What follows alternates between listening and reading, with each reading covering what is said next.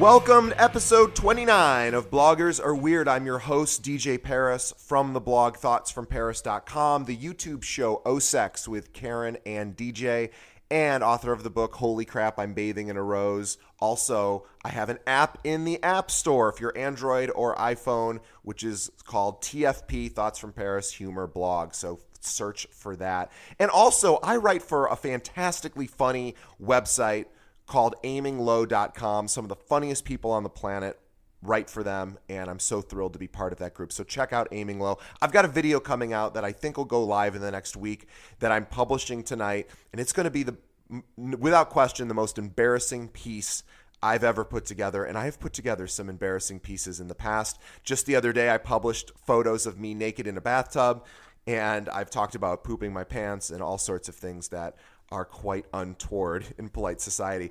Today on the show, we have Leslie Marinelli, who is extremely polite in normal society because I've hung out with her several times. And she is the managing partner and editor-in-chief of a great and truly funny website, inthepowderroom.com. They have a new book out that she'll be talking to us about, and she herself is kind of a little superstar in the blog community, so I'm really thrilled. And she's just a friend, and I'm really proud to have her on the show. And, you know, I always end this intro part. I've never really explained it, but I always thought it was kind of funny the idea of like going and grabbing some liquor or whatever your drug of choice is. So I always say that. And then I always say what my drug of choice is, but I don't use drugs, nor do I drink, which probably isn't clear to a lot of you because I haven't really talked about it. I just don't. And so today I had to do this business thing in the morning, and then on the way home, this is how my mind works because I can't go out and just, start doing shots of whiskey at 9 in the morning. I just can't. You shouldn't either, by the way. But what I did is I went to the grocery store and picked up those Entenmann's donuts, the collection of the 4 different types. And that is pretty much the equivalent of doing whiskey in the morning. So I brought home there are 8 of them altogether, 4 different kinds times 2. I ate all 8 within like 45 minutes. It was awesome. So when I say grab your drug of choice, and I say mine is Entenmann's Donuts, eating 8 donuts in one sitting is certainly a drug-like experience. So grab a tumbler of butternut schnapps or whatever your drug of choice is. Mine are the variety pack of Entenmann's Donuts. Sit back, relax, and enjoy.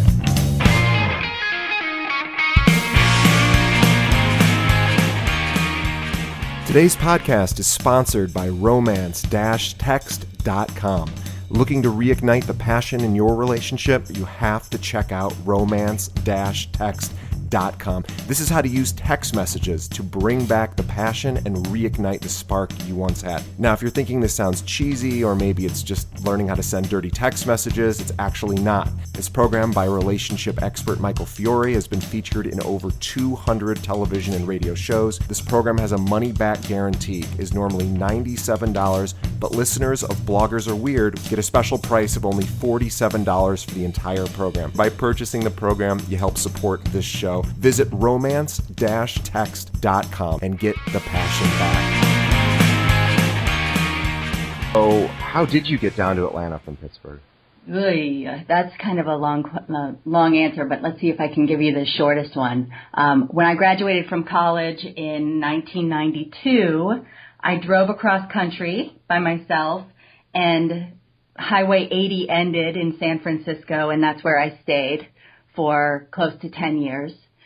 And I met my husband there, and we got married and had our first child and decided we wanted to come back east to be near both of our families. So we went to North Carolina for 2 years for a job opportunity for me. That didn't really work out. And we came from North Carolina down to Atlanta because my husband's parents live here. And we've been here for 10 years. Are you in the city or out in the burbs? I'm out in the burbs. You met my old girlfriend who lived, well, she's not old, but she Former. lived in Atlanta. She lived in the city in the, now I'm something east side, anyway, outside of Buckhead, but Midtown, or mid, mm-hmm. Well, anyway, it doesn't matter. She lived in a cool area. I can't remember at this point. Virginia Highlands, maybe? No, she lived in the... But we did go down to the World of Coke once. Oh, that is such a cool field trip. It is awesome. And it's actually walkable from her office. And you've been there, I'm assuming. Oh, yeah.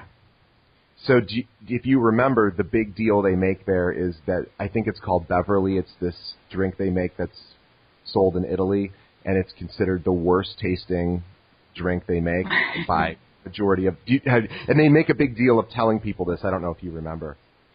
But if you go to the Wikipedia page for that particular drink, it's estimated by the people that work at World of Coke that only about 1 in 1,000 people like it.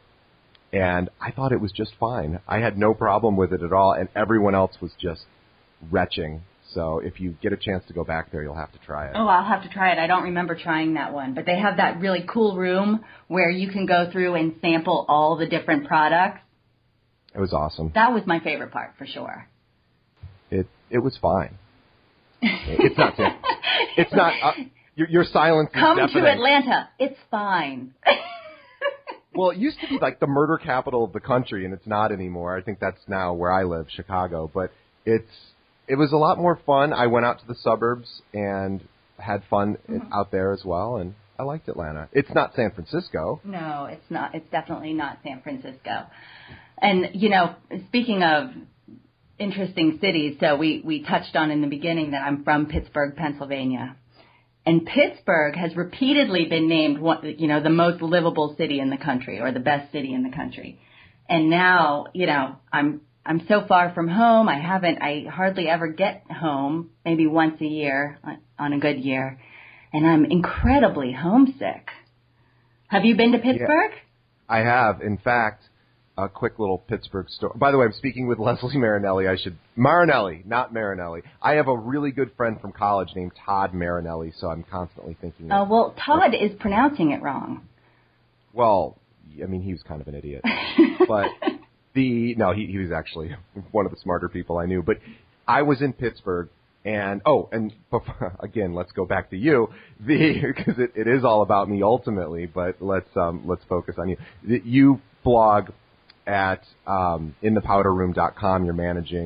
You are editor-in-chief and managing partner, and also you blog personally at The Bearded Iris, which most people will probably know you as Bearded Iris. Mm-hmm. Or at least at Blog Her, everyone was asking me, do you know who this person is? And how do you were quite the celebrity there. I don't know if you realize that. No, tell me. Yeah. No, shower me with what? Yeah, it was. I was with several people who, because I didn't see it to the very end, but a lot of people were asking, do you know her? And it was clear that you were a big deal to a number of people. So that was kind of exciting. Well, that is exciting. They probably just wanted to see if I'm as hairy in person as I am on the internet. Yeah, that is a lot. That is all in your head, because I've spent time with you, and you are not hairy. Well, I mean, you're Italian, so you're hairy, but you're not that hairy. Actually, I'm only Italian by marriage, so. What's your ethnicity? Well, I'm mostly a mutt. My dad is 100% Russian, and my mom is a little bit of everything. So where did the hairy part come in? It's just a combination of stuff? Yeah, I think it's just hormonal. I think it's, you pop out a litter of puppies and the next thing you know, you're sprouting hair from every pore on your body. Yeah, I found a hair in my ear recently, and that freaked me out. Dude. I don't know. Women don't really get that, I don't think. You'd be surprised. I was wearing a sleeveless dress the other day, and I looked down, and there was something on my shoulder. And I, went to brush it off, and it was connected. It was a hair, like a real hair, like the kind of hair that was maybe supposed to be in my armpit, but moved. And it really scared the hell out of me. I had to excuse myself and go and pluck that son of a bitch. And then there's that fantasy of it's not going to grow back, but it always grows back. Why? I know. What is up with that? It's horrifying. I feel like my eyebrows, too, are trying to migrate for the motherland. They're I keep finding eyebrow hairs in the middle of my forehead. You are a hairy beast, I am aren't a you? beast. I have an insane, not, again, I don't know that this is necessarily super appropriate, but I have an insanely hairy chest for a guy that doesn't look like he has a hairy chest, and it's a mess. I actually have to trim it down. I don't shave it, but I trim it down with electric shears, and it's pretty embarrassing. And a lot of the hair on there towards the top of my chest is all white, so it's really a whole mess. It's gross. Oh, man, that is awesome. I've read your blog, so I know about your battles with the body hair. Yeah. And I think that makes you very appealing. Oh, sure. Yeah. Who wouldn't want to be with a guy with white chest hair? And it goes up to my shoulders now and sort of curves around, like you said, in my case, to my back. And then, I mean, my back's not super hairy, but I do have to keep it in check. I even bought this is really not super masculine, but I bought an epilator. Nice. And was using it on my shoulders, which is ultra painful. Oh, that's so painful. I've owned one of those before. Well, you guys use it in a whole different fashion. We'll use it on your legs, which is painful, and then maybe even other areas. But let me tell my quick Pittsburgh story, because this was awesome. I was down. You know, there's like the Three Rivers, and I was down at a local pub. This is years ago, and do you know those claw games that for children where they have the stuffed animals and you move the crane with the joystick? Mm-hmm. Okay, so they had that, except it was filled with 3 inches of water, and there were lobsters crawling around. And it was $1. I remember that. You put $1 in, and you got to, just like you would for a stuffed animal, I got to move it. I caught the lobster, and the whole bar went crazy because apparently it never happens. So I caught the lobster, and then they cook the lobster for you. It's kind of like a free meal. And it was, without question, the worst lobster I've ever had. But it was the most depressing thing, that these like really pathetic looking lobsters were walking around a crane game that had clearly been modified, as a goof. Oh, yeah, baby. That's my hometown. That was Pittsburgh, but I did get free lobster, so. Yeah, Pittsburghers are pretty unique that way. We know how to have a good time. Yeah, well, and you have Squirrel Hill, which was awesome. Loved that. And that's all I remember. But it's fun. And I've been to the Mellon Arena, and I saw hockey games there for the who's the hockey team? I can't remember. The Pittsburgh Penguins. The Penguins. Okay, so you know more than I do because I've been gone for so long. I didn't even know it was called the Mellon Arena now. Don't you hate how they changed the names? Because when I was a kid, it was called the Civic Arena, and that's where we would go to see the Ice Capades and the hockey games and stuff like that. So what are you going to read for us today? Okay. I thought, since it's back to school time, that it would be fun to read 7 Signs Your Child's Teacher Doesn't Like You. This is something I posted In the Powder Room last year. Go ahead. All right. My kids are officially 6 weeks into the school year, and it has become painfully apparent that one of my children's teachers doesn't care for me. I'm absolutely beside myself about this because deep down inside, I am nothing if not a people pleaser. I hunger for the acceptance of others, particularly authority figures who have the ability to make or break my child's academic success. I've spent a good deal of time analyzing this situation and can't for the life of me figure out what I've done to make this woman despise me so. But I've heard her message loud and clear, and I want to share my findings with you as a public service. If your child's teacher responds to you in any of the following ways, I suggest you step down and let your spouse take charge of all the parent-teacher communications from now on. Number 1, she never returns your texts, no matter what time of the day or evening you send them, even when the text includes funny emoticons like dancing bears or smiling turds. 2, she has never once sent her RSVP to any of your Scentsy parties, the Pampered Chef cooking shows, Creative Memories cropathons, Tupperware demonstrations, or Pure Romance sex toy jamborees. 3, She makes you call her Mrs. Jenkins, even though other parents in the class call her by an abbreviated version of her first name, Ray, instead of Ray-Jean, for example. 4, she never acknowledges you for the funny e-cards, cute cat photos, recipe swaps, or, if you don't forward this you hate Jesus emails you share with her multiple times a day. 5, she never accepts your invitations to play Words with Friends, Farmville, Zynga Slingo, or Bubble Witch Saga. 6, she won't accept your repeated friend requests on Facebook, like your Facebook fan page, follow you back on Twitter, follow any of your Pinterest boards, interact with you on Instagram, or comment on your blog. And 7, her safety word in your sexual play is, help, police! The end. In particular, as a writer, coming up with your own premise that's not based in reality is very difficult to do. That is brilliant. I love it. What do you mean it's not based in reality? Well, in the sense of coming up, whatever. I loved it. No, actually, this post it's not true, but it did start because last year, around this time, I had emailed my daughter's teacher and called her by her first name, and she was very unsettled by that. She wrote me back and, made sure that I knew that she was to be called Mrs. Jenkins. That's not her real name. Not her real name, by the way. And you, because you said it in front of the children, or just in general you said her name, just you and her, and she didn't like it? It was just me and her, and it was over email, but her reply made it very clear to me that she wanted, we were not going to be on a first name basis. And I was so startled by that because I've always had really good relationships with my kids' teachers, and, we always approach the school year like we're a team. I'm going to support you at home and you support my parenting in the classroom, and we'll, work together to help these kids learn.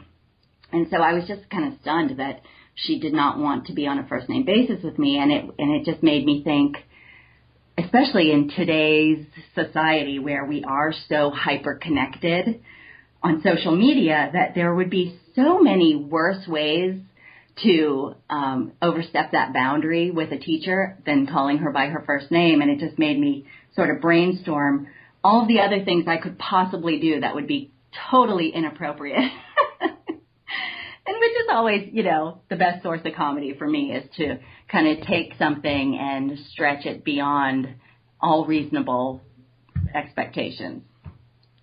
Well, isn't it some sort of weird little power move? It's a control thing, right? You're going to call me Miss Jenkins instead of Shelley. Yeah, I mean, she's the first. My oldest is almost 14, so in 14 years of daycare and public school, it was the first time I had ever really had that happen. And so I do think, and she's an older teacher, and so it's probably just her comfort zone, and maybe she has had a bad experience with parents overstepping bounds and texting her, or inviting her to their home Pampered Chef sex toy parties. I don't know, but it struck me as funny, as a source of good comedy material. So that's what I did with it. Yeah, I was just thinking, there's probably never in the history of a sex toy party been. No, now that I'm thinking about it, there have been male sex toy parties. I am certain. I am just not of the proclivity to be invited. There's a whole community of people that would probably enjoy a sex toy party that are men. But I was thinking, I bet there's never been one. Then I live right next to a neighborhood in Chicago that probably has them constantly. Yeah, you're just hanging out with the wrong people. I guess I need to expand my horizons. But, yeah, so tell us about In the Powder Room. Let's start with the website and then move into the book. I'd love to tell you about In the Powder Room. Okay, so it's inthepowderroom.com, and I've been working there for 2 years. It's been around since 2009 as a website, and what they do that I find so fascinating, and why it feels like such a good fit for me and my writing style, is that they're completely unsanitized. You know, they post, they're famous for posting funny, gritty, honest humor from women, for women. And we don't hyper edit our authors. We really want to respect their voice and the message that they're trying to put out there. So I'm the editor-in-chief. I do actually edit every piece that goes up, and I work with the writers if the post is missing something or needs some help with punctuation or whatever. But for the most part, we really respect that true voice from each writer, and that really makes us stand out. You know, in my opinion, everything else I see out there really, has rules about language or what kind of topics they want to cover, and we don't. We really want to explore some of the more interesting topics that women really want to discuss. And so that was kind of what led us to put out a book this year. The book is called You Have Lipstick on Your Teeth and Other Things You'll Only Hear from Your Girlfriends in the Powder Room. And the reason we did the book for us was sort of a natural extension of what we've been doing on the website for 4 years. And that is women telling other women those stories that we all have that we really only talk about in the privacy of, a girl's night out or the haven of a ladies' room. These are our most embarrassing moments. These are the kind of things that most people think, but either aren't brave enough to say out loud or have more sense than to say out loud, depending on the situation. And that's what we did with this book. The book has 39 stories by 40 women, and it's a really interesting mix of stories. They're all short stories. Most of them are humor, but about a handful of them are more poignant. And these are the kind of topics that span the gamut of womanhood. We've got everything from puberty and being a teenager to dating, marriage, shopping. We've got body image stuff. We've got marriage. We've got aging. We've got one post about one of our authors whose husband has cancer. So it's just an incredible variety of stories.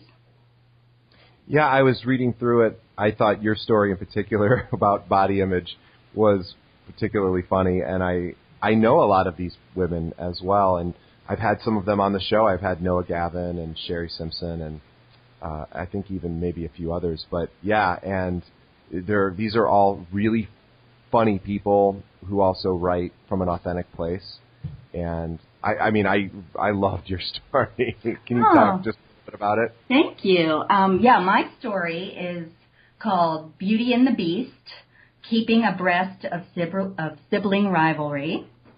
And it's a true story. Actually, most of the stories in this book are true, mostly true. We're all writers, so there's the whole exaggeration for effect thing that goes on. But I would classify most of the stories in the book as memoir, short stories. And mine in particular, I hesitate, I'm afraid to give away the punchline, but it's about my. Well, yeah, don't give away the punchline. But the idea is there's a part of your body that you've always been uncomfortable with. That is particularly the way that you refer to these parts of your body are particularly funny, and that you give them sort of their own identities, and it just works really well. Oh, thank you. Yeah, I mean, I think that what's relatable about this story for most women is that we all do have favorite body parts and not so favorite body parts. And what makes it, I think, humor in any form just helps people take a situation that might be uncomfortable and make it something that we can all enjoy and, make light of, so that it doesn't feel so embarrassing or awkward, or, we don't feel so alone as people out there wandering the planet. We can identify with each other and find that, oh, me too. I've had that experience too, or, oh, I have that same issue with my body and I've always been embarrassed about it, but hey, that's kind of a funny way to look at it. Maybe it's not so embarrassing after all. Exactly, and it's it's a lot of shame being brought to the light, and that extinguishes a lot of tough feelings, and so does humor. And I can't wait to read it. And again, I know some of these people, so it's exciting to read them in a collection where you can kind of read their best. And it's funny, I was inspired by this book to actually bother Anissa, who is aiming low. Mm-hmm. And I said, we need to do a book. I said, the Powder Room ladies did a book. We need to do a book. So hopefully she can get that together. And because I think, Aiming Low has a similar sort of vibe. And, I'd like to do one. I just want to be a part of a book. I'm actually part of a collection that's coming out this fall for another thing. But, yeah, it's fun to put stuff like that together and to have something that you can say, this was the result of all of our best writing, and I think that's really cool. Well, the thing I love about this book so much for me is that, there's so many, mom blogger books out right now, and when one person writes a book, it's just that one person's point of view. But when you have an anthology, in our case, this is the case where the whole is greater than the sum of its parts. The fact that we've got the perspectives of 40 different women who have different backgrounds, different life experiences, different points of view, just makes it, we're able to touch on and relate to such a wider variety of women. And particularly this book, since we're talking about being a woman and all of the different elements of womanhood, there's something in here for everyone. And what I love about it is, it's women helping other women by sort of lifting that veil and telling the real gritty truth about these 39 different topics. So I love that. I feel like this is the kind of book that every woman should have on her bookshelf as her 40 best, truest girlfriends who would really tell her if she had lipstick on her teeth. So you have a bad day at work or you have a bad day with your kids and you just need to decompress and curl up with a good book. This is that book. This is the book that makes you feel more connected to your friends, and particularly in today's society where we are so spread out from our friends. My best friends live all the way across the country.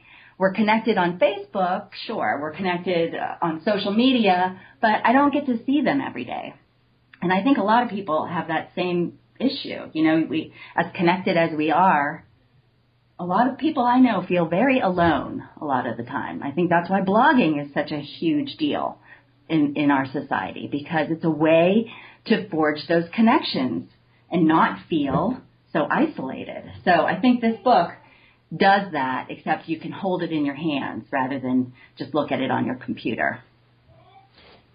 So if you want the book, it's really available a lot of different places, but you could just go to inthepowderroom.com, click on the book, image, and then you can go straight to Amazon or really a number of places. Yeah. Yeah, that's the best way to go to inthepowderroom.com and just click on the book from there. But you could also go straight to Amazon. And you edited the entire book, correct? I did, yes. I've done this. I put a little book out, and then I'm part of a collection coming out, and I know the editing process. I did it. I did 100 stories in my book, and it just is brutal. And trying to put everything just even in the correct font and the spacing. And, you must have, you had 40 stories. That's a lot. It is a lot. I enjoyed the formatting part of it. That I kind of like that. I'm very detail oriented, and which is a nice way of saying anal retentive. But the bigger, I think the harder part was finding the perfect 39 stories for this book. You know, as opposed to like what you're saying with yours, if you put together a book of 100 of your best blog posts, you know all of your best stuff. Right. And you know your voice and how you want to convey and, you know, what would make the most sense for the order to put those things in. I was, you know, kind of combing the web looking for 39 authors who had the right tone and the right voice and the right story to put together into this book.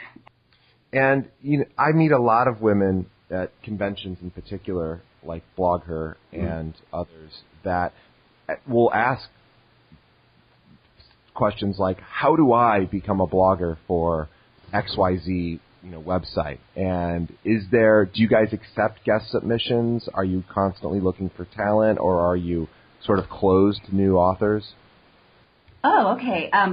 I actually am full right now. We have a staff of 10 writers, and because I've got 40 authors in this book, I'm trying to profile each of our co-authors right now for the next few months. So I'm not accepting guest posts at the moment, but I'm thinking probably by December or January I will be accepting new guest posts, and the best way to get in touch with me is just to form a relationship with me on Twitter and send me an email pitching me a story idea. And my email address is leslie@inthepowderroom.com. And how do they find you on Twitter? On Twitter, I'm at the Bearded Iris. And the story behind Bearded Iris is just that you do have facial hair. The story behind the Bearded Iris, actually, my great-grandmother's name was Iris. And 5 years ago, when I first was sitting in front of my blank WordPress template trying to decide what to name my blog, I was holding my chin in my hand and, just mulling it over. And it dawned on me that I needed to pluck my chin hair because it was kind of scraggly. And I thought to myself, oh, my God, I have a beard. And then I was thinking of my grandma. And my grandma was also a gardener, and I am a gardener. I love to spend time in my garden. And irises are one of my favorite flowers. And it just kind of all came together, the Bearded Iris. So it's got multiple meanings. Some people think it's a euphemism for vagina. It is not. I guess it could be, and that would make sense since one of my most famous blog posts is all about the downtown lady area. But really, it just came about because of my facial hair issue and my grandma. Well, it's a nice way to remember your grandmother. So do you think you guys will put out another anthology? Is that something that you'll have a continuing series of? I absolutely do. We are having such a wonderful success with our first book that we feel like we're onto something here. And since, it was a huge learning curve figuring out how to do it the first time, now that we know what we're doing, I feel like a sequel only makes sense. And so we're going to be announcing that soon. And I'm probably going to open it up to a wider audience for submitting.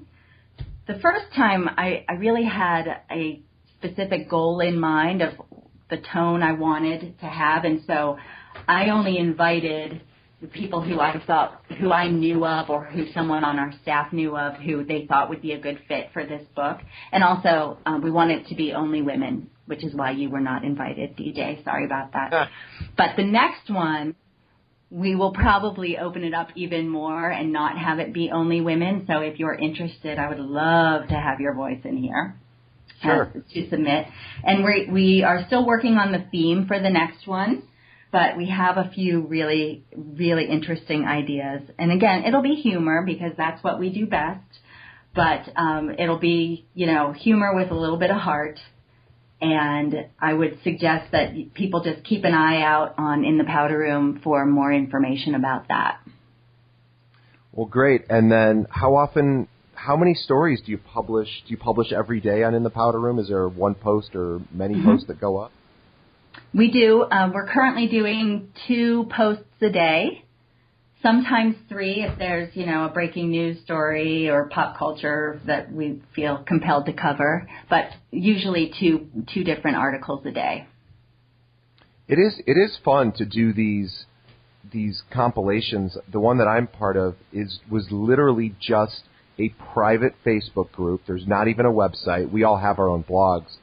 But somebody, and this will be just an electronic book, we don't have a publisher, but there's 18 of us, and I was asked to do it, and it's so cool that you can do these, whether you have a publisher or not, you can put together this sort of thing.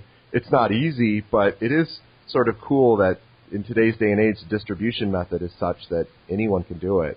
And I'm dating a woman right now who is working on a cookbook, and she said, if I don't get a publisher, I'm not going to finish the book. I'm going to put the treatment together, and then that's it. And I said, you do it anyway.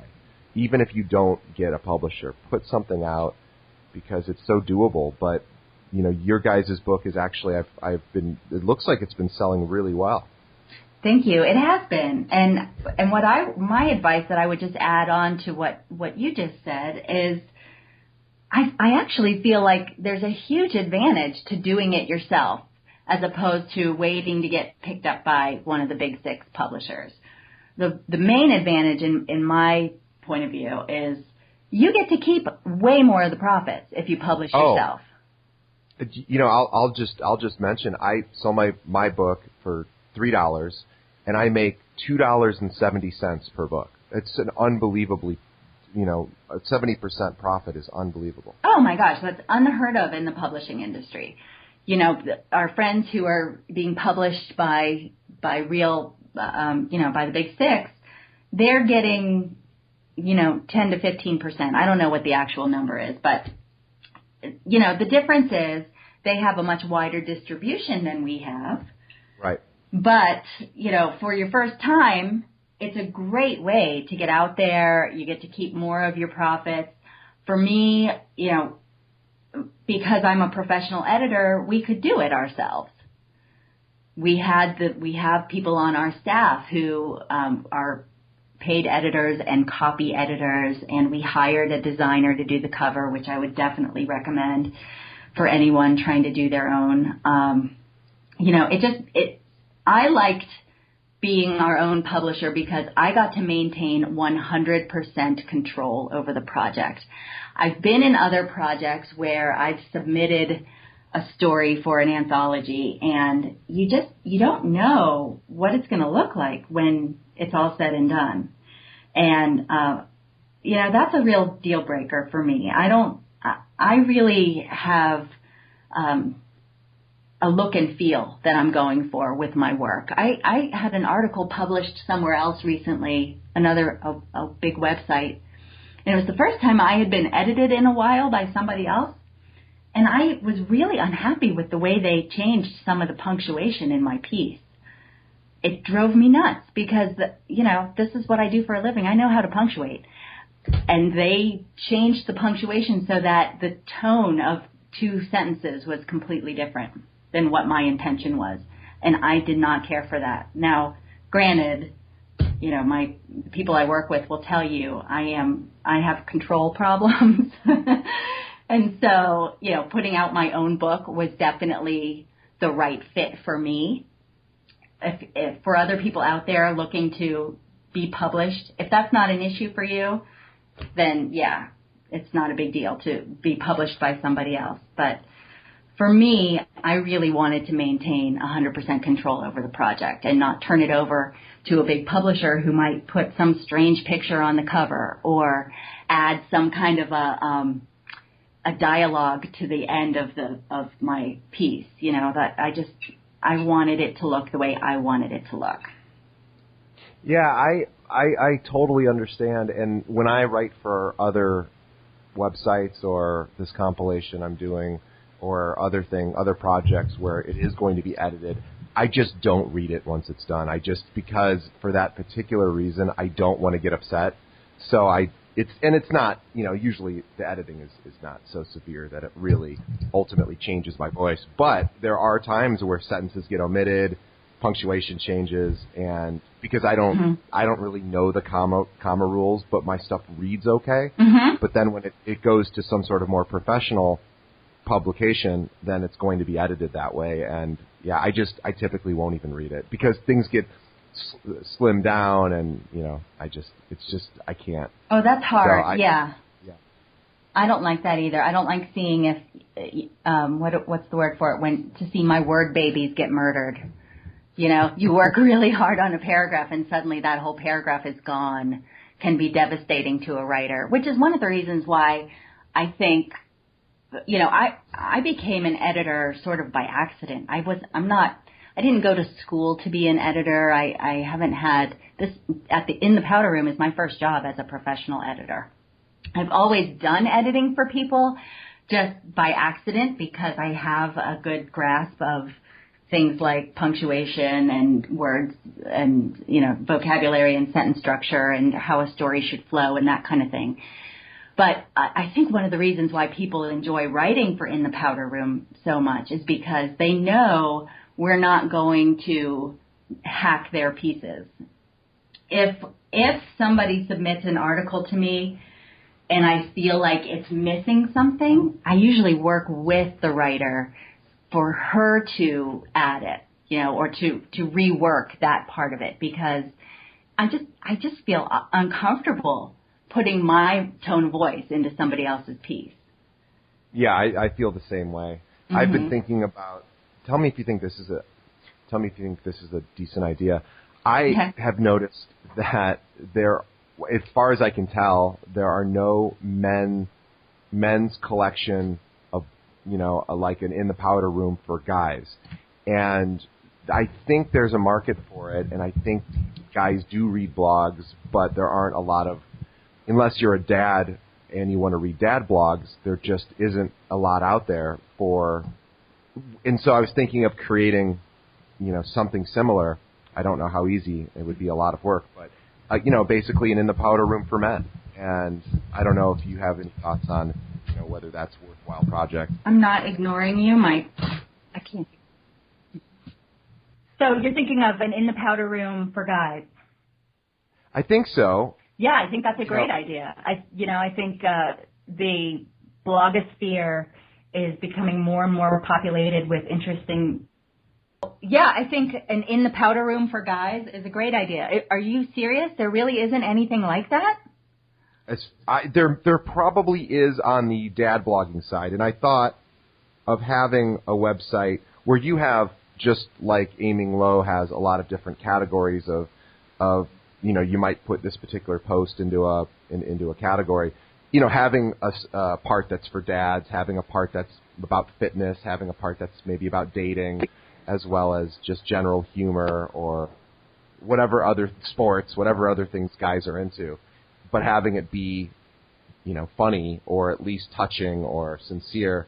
And I don't know how many of those guys are out there. There's certainly people like Neil Kramer, who would be, I think ideal for something like that, and a lot of other guys. Oh my gosh, I love his voice. Isn't he he's great? One of the people that I like to follow him on Facebook in particular because, well, I mean, obviously he's great on Instagram too. That's one of my favorite things to follow. But I love how honest he is on Facebook because I get so tired of all of the really phony humble brag Facebook statuses that I see out there, like, oh, I'm so blessed, little Timmy got all A's again, or here's me at my summer home in the Hamptons saying goodbye to summer, just so like, oh God. So I love Neil because he puts out really great, honest topics and discussions, and he just has such an authentic voice. I love that about him. Yeah, I interviewed him, and he talked for 78 minutes without a break. He was great. Oh wow. Yeah, he's great, and I actually just spent a little time with him in New York when I was out there. He's a guy, if he wants to take a naked picture of himself, he does it. and puts it up on Instagram, which is fantastic. I know. I love it's just refreshing. Yeah. Yeah. So what's I next really for you? appreciate that. Yeah, I think so. I really appreciate that about it. Yeah, for sure. What's next for you? Are you going to continue to build in the powder room as well as, working on Bearded Iris, or, what sort of, what are you guys in the process of developing? Actually, I guess what I would say about this book is that based on the feedback that we're getting on Amazon, which has been so incredible and supportive, I really feel like this book is making a really great gift for girlfriends. So, and it appeals to all ages. We've got a variety of voices in it. We have a few different authors who do not swear at all. We have other authors who swear a lot. We have, just such an interesting variety that there's something in it for everybody. And, regardless of how old a woman is or what her situation in life is, whether she's single or married or has kids or doesn't have kids, there's something universally appealing to this. It's something that should be on every woman's bookshelf. Yeah, I just really read so far your story, which was the first story, which I'm sure as editor you were saying, my story's first, and that's, which I love, I think, and I don't know if you did that as intentionally, and I don't mean it in a negative way. I just think that's cool. But yours was the first one I read. There's an interesting story behind that, actually, because that every woman has this body part that my story is about. So there's going to be something that will relate for everybody. That's why we decided to put it first. But yeah, picking the right order for the stories was one of the hardest things. Oh, absolutely. And I've dealt with that myself. And yeah, having the flow work. But yeah, your story was the first one I read, and I really love it. So anyway, let's have everyone go out and purchase this book. It's available on Amazon.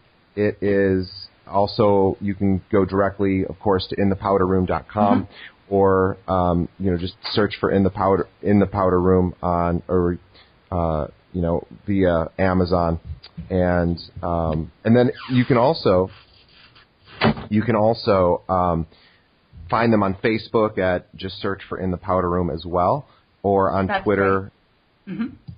And then is there a In the Powder Room for Twitter, or should they just follow you, or?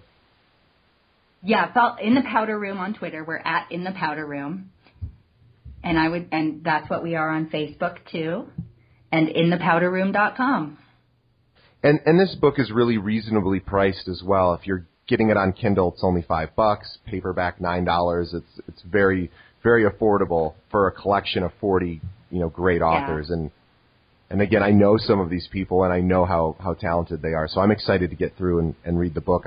I've noticed some of the reviews on Amazon are like, read it in one sitting, couldn't put it down, things like that. So I'm excited. Reading it this morning as I was letting people into a business thing that I was doing, and reading your story, and thought it was really good. So anyway, let's wrap it up and let you get on with your busy day with your kids and husband and all of that. And you can enjoy, obviously, your Sunday. So. Oh, thank you. Thank you so much, DJ. This is great. Really appreciate your time.